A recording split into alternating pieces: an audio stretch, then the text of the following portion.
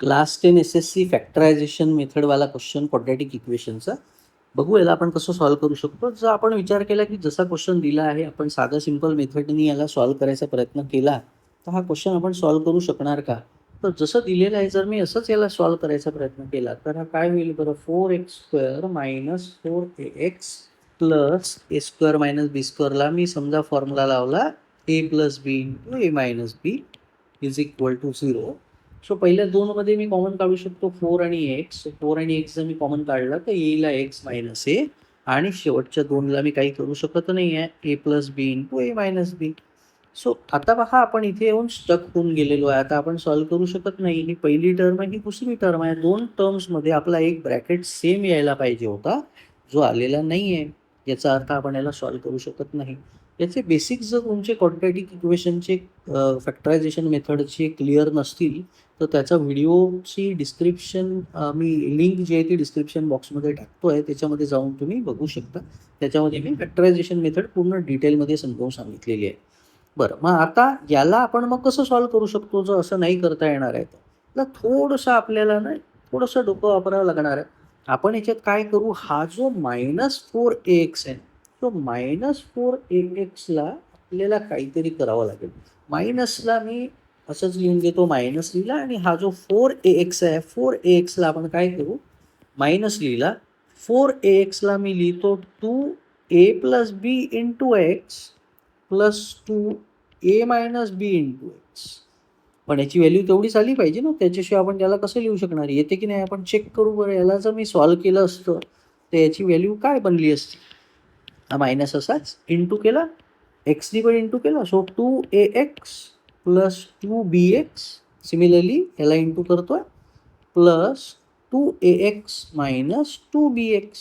काय बनला, plus 2bx minus 2bx cancel, हा बाहेरचा मायनस असाच्या असा 2ax plus 2ax is 4ax. याचा अर्थ पहा आपण व्हॅल्यू चेंज नाही करत आहे, फक्त हा जो 4ax आहे याला आपण काय लिहितोय, 4ax ला आपण या फॉर्ममध्ये लिहिणार आहे. ओके, सो हा इम्पॉर्टंट पार्ट होता आपल्यासाठी, तो हे लक्षात ठेवायचा आहे. सो हा पार्ट मी आता इथून मिटवून टाकतोय, इथे मी व्हॅल्यूज पुट करतो याच्यामध्ये. सो आता पुढचा पार्ट आला आपला फार महत्त्वाची स्टेप. 4x² ला मी असंच लिहिलं, हा मायनस मी असंच लिहिला. त्या 4ax ला आपण आत्ता बघितलं की कसं लिहू शकतो, 2a plus B into x. पाहिजे तर तो एक्स आपण 2च्या सोबतच लिहू शकतो, काही प्रॉब्लेम नाही. सो मी याला असं लिहितो म्हणजे कन्फ्युजन नाही होणार. 2x into bracket a plus B plus 2x into bracket a minus. त्याला सॉल्व केल्यावर याचा आन्सर -4ax येत आहे. आता आपण चेक केलं होतं एका मिनिटात. प्लस या a² मायनस b² ला मी लिहून टाकलं a plus B into a minus B. कसा a² मायनस b² ला फॉर्म्युला लावून टाकला. आता मी ब्रॅकेट काढतोय, 4x² मायनस ब्रॅकेट काढला. सो हा जो साईन आतमध्ये प्लस होता हा मायनस झाला, 2x into bracket A plus B. हा प्लसचा मी मायनस केला, minus 2x into A minus B plus पुढचं असं असं लिहितोय plus A plus B multiplied by A minus B equal to 0. पहिली टर्म दुसरी टर्म दोनमध्ये सेम काय कॉमन काढू शकतो मी, 2x जर मी कॉमन काढला तर माझा इथे 2x राहणार फर्स्ट टर्ममध्ये आणि इथला 2x तर बाहेर निघाला म्हणजे इथे काय राहणार, हा ब्रॅकेट राहणार ए प्लस बीचा. शेवटच्या दोन संख्या, तिसरी संख्या चौथी संख्या दोनमध्ये सेम काय आहे आपला, हा ए मायनस बीचा ब्रॅकेट आहे. कॉमन मिस्टेक काय होते बघा मुलांची, ए मायनस बी ब्रॅकेट कॉमन काढला, हा साईन द्यायचं विसरून जातो आहे. हे साईन द्यायला लक्षात ठेवायचं. तुमच्यापैकी किती जण अशी चूक करतात मला कॉमेंट बॉक्समध्ये जाऊन नक्की सांगा. ओके, सो ए मायनस बी जेव्हा आपण ब्रॅकेट कॉमन काढतोय तर ब्रॅकेटमध्ये काय उरतं आहे, परत कॉमन मिस्टेक सांगतोय 2x आणि मग हे आपण साईन देतो प्लस ए प्लस बी. आता इथे पण आपली एक चूक झालेली आहे. आपण काय चुकवलं इथे, आपण हे असं लिहिलं 2x प्लस ए प्लस बी. काय चुकलं, जेव्हा आपण मायनस कॉमन काढतो तर आपल्याला आतल्या संख्येचं साईन चेंज करणं आवश्यक आहे, पण हे आपण विसरून जातो.